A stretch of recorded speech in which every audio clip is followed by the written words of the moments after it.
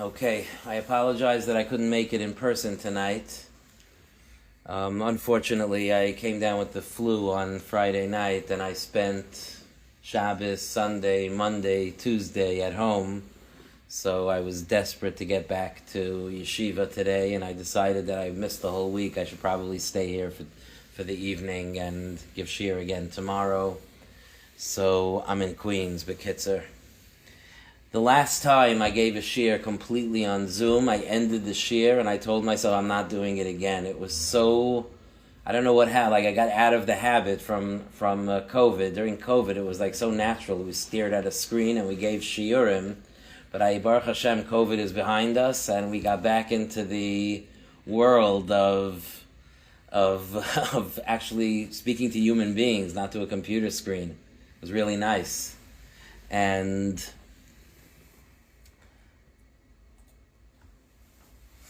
it felt awkward. It felt awkward to be facing a screen and to be just speaking to a screen. But Lamaisa, I didn't want to miss the Shuir, especially because I had been in Eretz Yisrael, and then we had Hanukkah, so I decided that I was going to brave the uncertainty of speaking to a computer screen again. And I hope that I'm going to imagine that I'm in shul and that I'm with the ladies that show up every week there, and I'm going to try to give the Shuir with that comfort. I discovered a very, very interesting thing earlier today.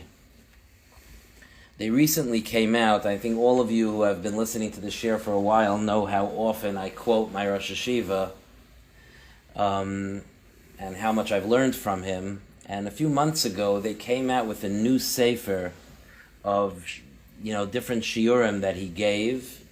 And it was things that he had said after I left yeshiva, and that he had said in Eretz Yisrael after I left yeshiva, not recordings that I had. So almost everything in the sefer is shiurim that I did not hear. Some of it is things that he has said also in my time, and I knew them, but it was just like discovering a gold mine, suddenly pages and pages of new things. And my Rosh Hashiva should be gesund and healthy, but he's not giving shiurim so much anymore. And it was just a big schus, and I discovered something there, a statement there, a footnote, that I knew I had to share with this Shuir. I knew that you would appreciate.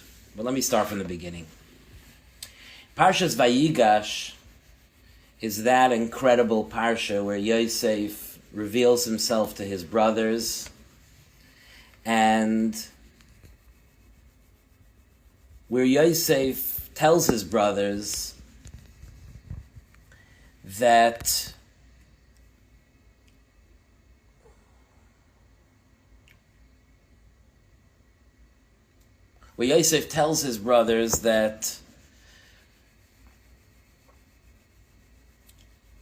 they should go back to Eretz Yisrael, and they should bring their father to Eretz Mitzrayim. And he says a sentence to them. Yosef HaTzadik says to his brothers that they should go back and they should tell their father that he's alive and all of that. And there's a sentence there that's a little bit interesting. Yosef tells his brothers, V'higadatem le'avi, and you should tell my father, Es kol kvoidi b'Mitzrayim, all of my honor in Mitzrayim, V'es kol asher re'isem, and everything that you have seen, Umihartem, and you should hurry, V'hoiradatem es avi heina, and bring my father here. And the Rosh Hashiva asked, Kavod? Honor? You think Yaakov Avinu raised Yosef to value that he went down to Mitzrayim and the Egyptians honor him? Is that what the great Yaakov Avinu was waiting to hear about his son Yosef? That they should rush back to Yaakov Avinu and say, your son, we just want to tell you, he said to tell you, he gets so much honor. He gets so much kavod. They love him there. Yeah, I guess as a father, I could tell you that it's nice to hear that people like your children. But the kavod, the honor, I don't think that we raise our children, and certainly Yaakov Avinu did not raise his to be hungry for kavod, to be thinking about kavod. We're here to do our job, and it's not about kavod. not about getting honor. Like that's not the honor. True honor is in the next world. That's where kavod is. Kavod is not in this world. So what did Yosef mean? Go down and tell my father all of my kavod in Mitzrayim. All of my kavod in Mitzrayim.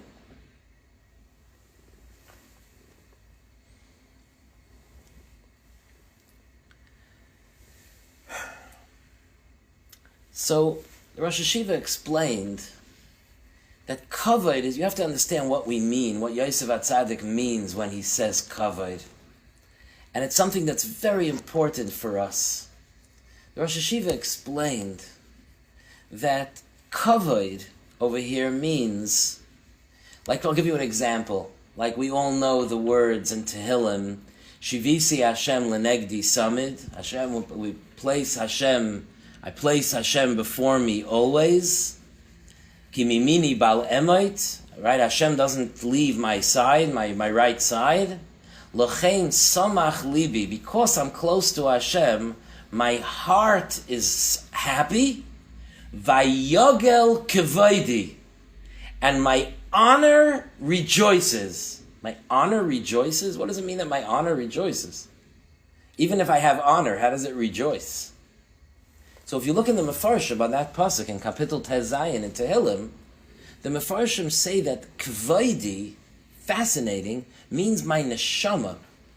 When it says ura kevodi, I'm sure you're familiar, it means to wake up my neshama. Our kavod is our neshama.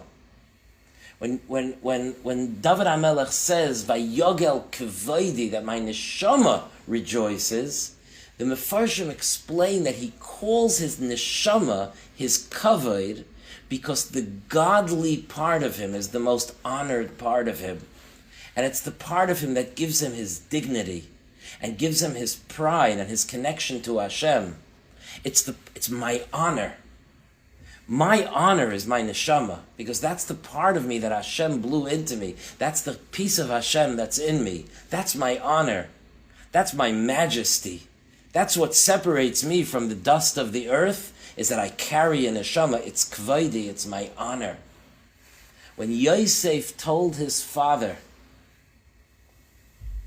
that he told his brothers, tell my father all of my kavod in Mitzrayim, he meant the real kavod. Not that they bowed when he walked into a room, or that they spoke to him in third person, or that they served him with golden goblets. That's meaningless to Yosef HaTzadik. Absolutely meaningless. A nuisance. What Yosef meant when he said, tell my father my honor, what he meant was that I managed to bring my neshama out in Mitzrayim. I managed that even the Mitzrayim, who are so far from Kavod Shamayim, I brought them to a place that they recognize the honor of Hashem through me. I was Mekadeh Shem Shamayim.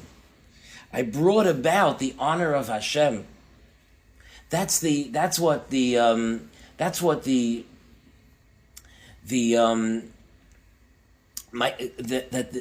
tell my father my honor in Mitzrayim is that my neshama expressed itself in Mitzrayim.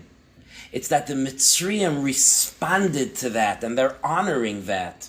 If the Mitzrayim were honoring his position, that's not something to tell Yaakov Avinu. You think Yaakov Avinu cares that Yosef HaTzadik is being honored because he's Paro's assistant? No, they're honoring me because they're seeing my tzelem Elokim. They're seeing that I'm a servant of Hashem. They're seeing the values and the tzidkus and the good midas and the gentleness that I treat them and the kindness, and they're responding to that. I'm expressing the honor of Hashem in the way that I'm acting, and they're responding to that. That's kavod. I was thinking about that in many different ways, but I want to just bring out that it's been on my mind, and I'm sure I'm not the only one. We went into Hanukkah, such a joyful time of the year, a time of Hallel and Haidah, and in the beginning of Hanukkah we already went in with a with the heaviness of the attack in Sydney on Yidden, on Hanukkah, for being Yidden. And, and there's been constant, anti-Semitism that's been growing. It feels to me like it's been growing and getting stronger. And of course, Hashem is with us. We hold on to Him.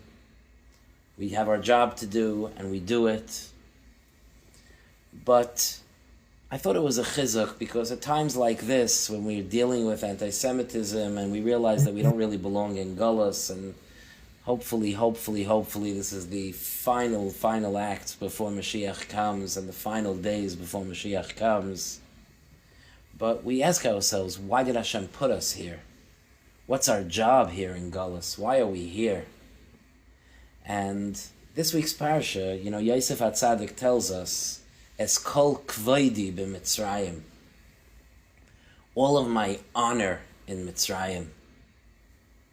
Yosef HaTzadik tells us, V'higadatem la'avi es kol kvoidi b'Mitzrayim. Tell my father all of my honor in Mitzrayim. Tell my father how I've acted in Gullus. Tell my father that when I was out there in a country that doesn't know Hashem, in a country that has corrupt midas and a corrupt value system and corrupt ideals, I infused them with the correct way of looking at things, and I was a role model, and I was a reflection of the midas of Hashem. That's what you should tell my father. And that was what Yosef was proud of. And for us, sitting here in Gullus, it's important for us to know that that's our job here. Hopefully we have just a few days remaining in Gullus. But for every day that we're here, our job is, as kol kvoidi b'Mitzrayim, to bring out the honor of Hashem through us. To bring that out. And all of you that interact with the outside world, and not just with the outside world, with the inside world also, because we make a Kiddush Hashem with other Yidden also when we act properly, and when we're proud to be Mekayim mitzvahs, and when we stand up tall about what's right and wrong, and when we're not willing to sacrifice our ideals, and in terms of honesty, in terms of integrity, in terms of Lashon Hara. That's how we bring Mashiach. When we do that job, when we bring out Hashem's honor in Gullus. V'higadatem la'avi. Tell my father es kol kvoidi b'Mitzrayim. And listen to this. Yosef says, tell my father all my honor in Mitzrayim, and everything that you have seen, which clearly means that you've seen that I've managed to live in Mitzrayim, the darkest place in the world, a life of Torah, of Avodah. I've lived properly in Mitzrayim. Umihartem v'hayradatem es avi heina, and then you can bring my father here. Yosef knew his father won't come if he thought that Mitzrayim was a place that can't sustain Kavod Shamayim. So Yosef said, tell my father my honor here, so that he can feel comfortable that even in Mitzrayim, I managed to create an outpost of Kavod Shamayim. That was the Dvar Torah that I saw that my Rosh Hashiva had said. And then I was flipping through the pages of this Dvar Torah, and I saw this last paragraph, and tears came to my eyes.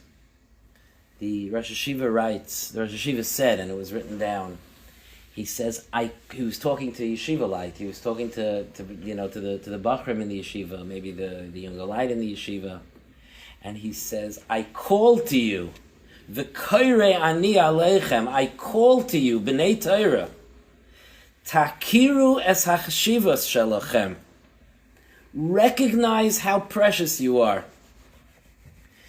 Kvoidi, we have a kavod, we have honor, and we have to recognize that we're carrying honor. It's not our own selfish honor. We carry the honor of HaKadosh Baruch Hu, but we carry ourselves with chashivas, with dignity, because we carry the honor of Hashem. Recognize your chashivas. And he went on and he said, don't look down on yourselves. You have to know that the entire world is resting on you. You're the ones, by learning Torah, by keeping the Torah, you're the ones that are holding up the world, and you have to dress yourself. You have to wrap yourself with a certain gaiva, of I am carrying kavod shamayim. That's not the gaiva that the Balei Musar said not to have. That's the gaiva that we're supposed to have. The dignity that I'm carrying kavod shamayim, not to look down on ourselves. And then I saw that footnote. And that's really why I'm here. I'm here to share with you this footnote. I see that my wife is on. I didn't tell this to her yet. I'm excited for everyone to hear this. Unbelievable. And the footnote, which the footnotes in the Sefer are things that he said, parenthetically or maybe after the Vad, and they put it on the bottom. He wrote, Ha'aveira hachi gedola, the worst Aveira, he liyos shafal be'enei atzma, is for a person to look down on himself. And he says, Zehu ikar avodas ha'yetzer hara, the main goal of the Yetzer Hara. If you want to know what the Yetzer Hara wants to do, the Yetzer Hara wants to make you not respect yourself. That's what the Yetzer Hara wants. And if he does that, then he knocked the air out of you. Then he popped the balloon. Then there's no more energy. And we all know this, that when we're down on ourselves, we don't have energy. Nobody ever became a better servant of Hashem because they were looking down on themselves. And I just couldn't believe the strong language that he used. The worst Aveira is for a person to be shafal be'enei atzma. It's crucial for us to remember Kvaidi Asher b'Mitzrayim, or Kvaidi Asher b'Waterbury, or Kvaidi Asher wherever you are in the entire four corners of the earth. But my honor, I carry a neshama in me. I'm a son or a daughter of HaKadosh Baruch Hu. I have a mission, and HaKadosh Baruch Hu loves me, and HaKadosh Baruch Hu understands me, and HaKadosh Baruch Hu's interested in me, and I carry myself with a gaiva. Have I made mistakes in my life? Sure I have.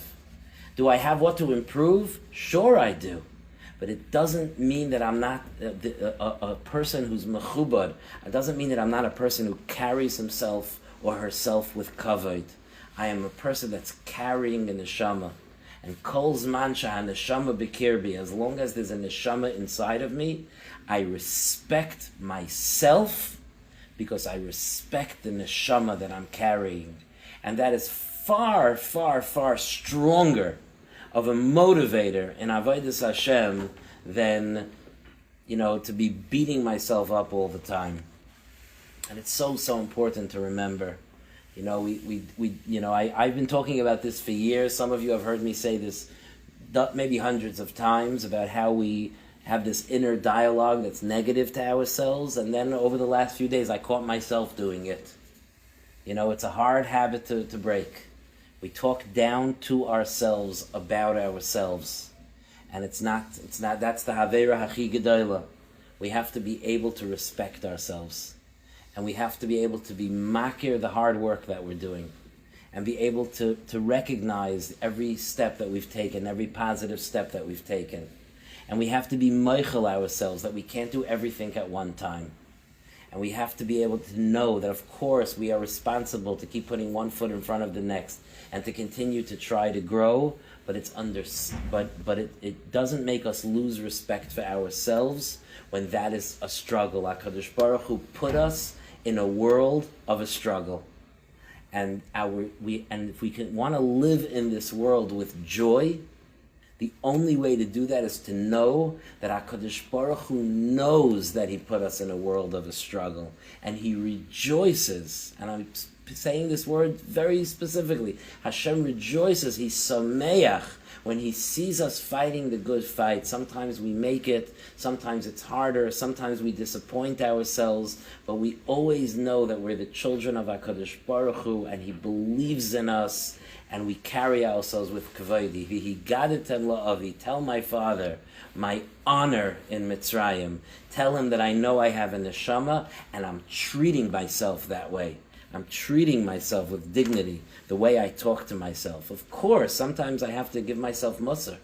If I don't give myself musar, sometimes, then who else will? Sometimes I have to give myself musar. But it has to be on a foundation of respect. And even when I give myself musar, I have to give it I'm speaking to someone who's carrying a neshama, me, and I have to do that respectfully. And thinking about that got me thinking also about how careful we have to be to respect our children as well. You know, we so badly want to raise children that will respect themselves, that will be confident, that will carry themselves with like that won't be shy to converse with people, and will be able to go out into the world and to function. That's what we want. We want to be able to have confident, self-confident, articulate, successful children. To do that, they have to be respected by us. I've said this before in various forums, and sometimes I see parents react like, what are you talking about? Like, our kids are supposed to respect us. We don't have to respect them. And that's 100,000% not true. They have an additional mitzvah of kibbud ava'im that they have to treat us with respect, but we still have dinim of kavod of a yid, of kavod of our children. Of course we have to respect our children, and if we don't show our children respect, and I'll tell you what I mean. I don't mean to stand up when your child walks into a room. I don't mean that if your child says, give me more dessert now, you get up and do it immediately without kvetching. I don't mean that. That's how children have to treat their parents. That's not how parents have to treat their children. But if we won't treat our children with respect, how can we expect them to treat themselves with respect? We're their teachers. If we talk down to them, of course they're going to talk down to them. So let's be careful as parents, and let's be mechazik. When we have to give musar to our kids, we cannot, and this is a problem sometimes, we cannot call our kids names. Ever, ever, ever, ever. We never, ever call our kids names. I heard too many stories this week from people talking to me about parenting. We cannot we have to hold on. We cannot lose control. We cannot call our kids names. We can't say stupid. We can't say good for nothing. We can't say lazy. We can talk about what we want them to work on, but we cannot call them names. If we call them names, it will become their identity. They will call themselves names. Ask yourself, when you speak to your child, if you'll be comfortable that he talks to himself that way, or that she talks to herself that way. And it's super important in every way. You're so annoying. You're such a nudge. You're driving me crazy. Like things like that. To try to limit how we criticize our children. We have to give them musar. Our children need our musar. Not just that, they deserve our musar, because we're here to educate them. And we have to speak to them, but in a respectful way. Now, there's a respectful way to speak to a child. It doesn't mean that you stand up and you hold your hands together, but there's a respectful way to speak to a child. The child is a human being. The child deserves to not be zeshmettered by being called a name. Another way that we respect our children that's very important is that we don't invade their privacy. It's very important that children know that we will respect when they close a door. Now, I know in today's world, because of the sakanas of technology and because of other issues, sometimes we have to insist that doors remain open. And that's okay. It's okay to insist that doors remain open. But there also has to be such a thing that a child is changing, a child is in their room, that if the room is protected and we're confident that it's safe and so on, which is most of the time, that a child can close a door, and even an adult will knock on the door before walking in. I know this may come as a surprise for some of you, but think of what you're teaching your children about themselves, even if you just knock and start opening the door, but that you're treating your child with dignity. Your child closed the door. Knock before you walk in. Should there be locks on children's doors? That's a little bit of a complex question, and it might depend on the situation in the house, and it might depend on the age of the child. I think that parents, on some level, need to be able to get into children's rooms. But that's an interesting question. But but that children should be able to close the door. If a child has a journal or a diary, even if we think it's so good if we invade their privacy, unless there's a suffix sakana, unless there's something we're afraid of, not to invade their privacy. Let them have their privacy. If child doesn't want to tell me something, again, unless it's something that I feel like is dangerous, if the child has a secret and they don't want to tell me, to respect that secret. If my child knows who's getting engaged or who's having a baby, that doesn't have to be that they have to tear that open for me. Respecting their privacy, respecting their right to a secret, respecting their right to a closed door, respecting their right to their tznius is so important for their dignity. Another thing that's super important, and I haven't mentioned it in a long time, I think it's overdue, is that we have to be very, very important how we speak to our children in front of our friends and relatives. Children at a certain age are getting sensitive to that. So when you have a 3 or 4-year-old and you give them strong musar and your sister is in the room or you're on the phone with a friend, the kid doesn't make a difference to the kid. But if you have an 11-year-old, if you have a 10-year-old, if you have a 13-year-old, if you have an older teenager and you're on the phone with your sister and you're screaming at the teenager and then muttering under your breath to your sister what a pain in the neck the teenager is, you are humiliating that teenager, whether they're acting like it or not. And if we want our children to respect themselves, we have to show them respect. If we have musar to say, we put the person we're on the phone with on hold, and we give the musar and we go back. If there's musar to say when there's a guest in the house, we hold back the musar. When the guest leaves, we could sit our child down and say, earlier you made that comment and it was not appropriate. Unless you have to intervene right away.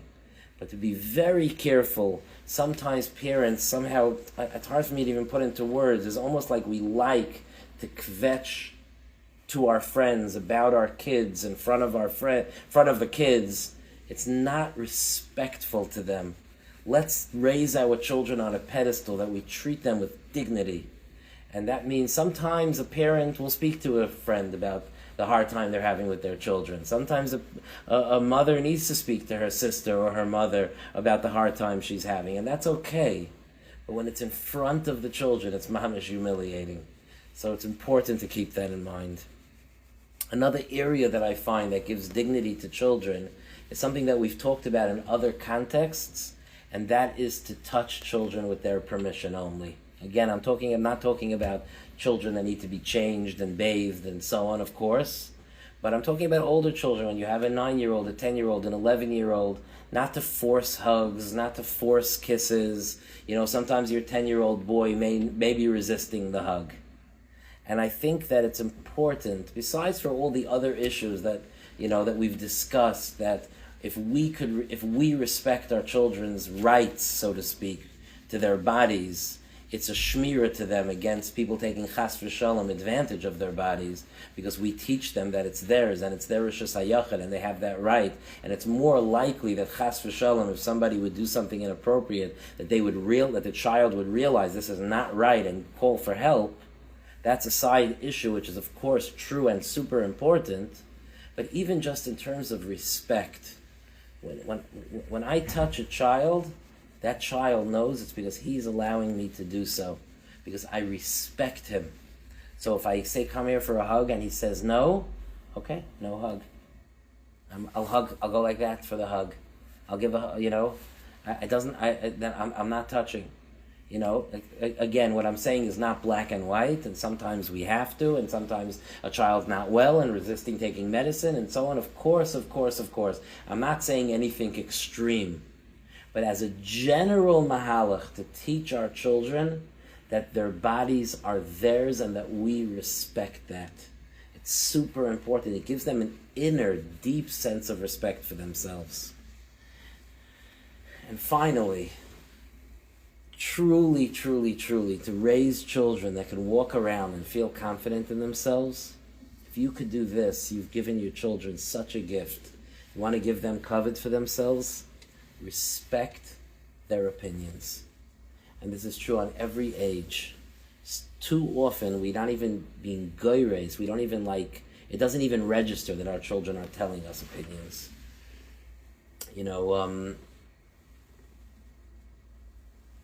Sometimes it's in the little things. I think we're expecting a snowstorm in the end of the week, so your child will will get up in the morning, let's say, and say, let's say Shabbos morning, I think we're going to wake up in the snow, and a child will say, I hate the snow.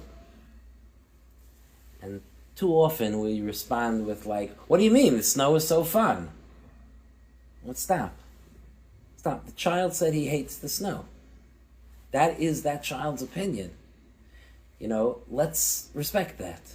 And there's a way to respond to that without trying to express, I hope I'm coming across clear, without trying to express ki'ilu we're just mevatel that. That is a non-existent statement because snow is fun. And that's about a triviality. Sometimes children come home and say, I hate my teacher. That is a delicate thing because they have to learn how to speak respectfully about their teachers. And they have to learn how to interact properly, but it is also their opinion. How many times do we say things like, no, you don't? What do you mean, no, I don't? I just said I do. To acknowledge that that's the way they feel. That is the way they feel. Right, wrong, it doesn't matter. That is the way they feel. And that kind of respecting them is important. And when they get a little older, if you think that that's complicated, when they get older, they start having real opinions. And you really might not agree with them. You might not agree with them about, the certain values. You might not agree with them about their politics. You might not agree with them about certain people. And again, we have to be machanach our families not to speak lashon hara. And we have to, of course, be all of that is true, but as an underlying thing, we can't raise families where the expectation is that you have to think like I think. And how lucky is a family that could sit around the table and everyone around the table has a different opinion. That's wonderful. Let it be lively. But let the children feel like they could carry their own opinions. Another nekuda of that is that sometimes kids will get into something. Get into something. A kid gets into, Sudoku, Wordle, coloring, music, sports, whatever it is. Kids will get into something, and sometimes, I've seen this in families, a child will get into something that the other kids in the family are not into. It's not in the family culture to be interested in that. And that child, be careful that child is not made fun of for that. You're so weird, all you care about is whatever. That's a crusher. If we could let our children explore things without being weird, it's not weird. Or if they like a food that other people in the family don't like, that they shouldn't be weird for it, that we could respect them for it. I know these might sound like small trivialities, but to little children, that each thing is a message. If your family is not a pickles family, and you have one kid that's into pickles and asks you to buy pickles, that's something to respect. I'm not saying that it can't be funny, and I'm not saying it can't be fun. I'm not saying it can't be in a healthy family. It can be part of the banter of the family. But the point is that it's not something that we ostracize someone for being different than the family. If there's sometimes you'll have one kid that likes to dress differently. You'll have one kid that's interested in different music. These types of things are reasons to respect the different types of the different types in our family. So let's try to focus on that. Number one, as we said, just to chazer. Number one, as we said, to recognize that we are in Gullus, to bring out the kavod shamayim that's inside of us. And that's why we're here. We're suffering a little bit from anti-Semitism and so on. We feel that HaKadosh Baruch Hu just wants to bring us home. Let's redouble our efforts to, in all of our interactions, to express the kavod that's inside, to act with the dignity and the kavod shamayim and the kiddush Hashem that comes with someone who recognizes that Hashem put a neshama inside them. number one. Number two, let's remember my Rosh Hashiva's Azhara, that the worst Aveira is to beat ourselves up. Let's respect ourselves. Let's talk respectfully to ourselves. Let's encourage ourselves in a loving way. Speak to yourself in a loving way. And encourage yourself to move forward step by step in your Avodas Hashem. Don't give fire and brimstone Mussar Shmuzim to yourself. It's not helpful. If anybody, I don't know, I don't believe there's such a thing that a person could grow from that type of pounding themselves down. It doesn't work. And the people ever, even in history where there was such a thing as giving very strong Musar, those were people who had a foundation of such strong confidence that they could handle the Musar and they could move on, and it didn't affect them in that deep way. They didn't feel like their whole identity was being questioned.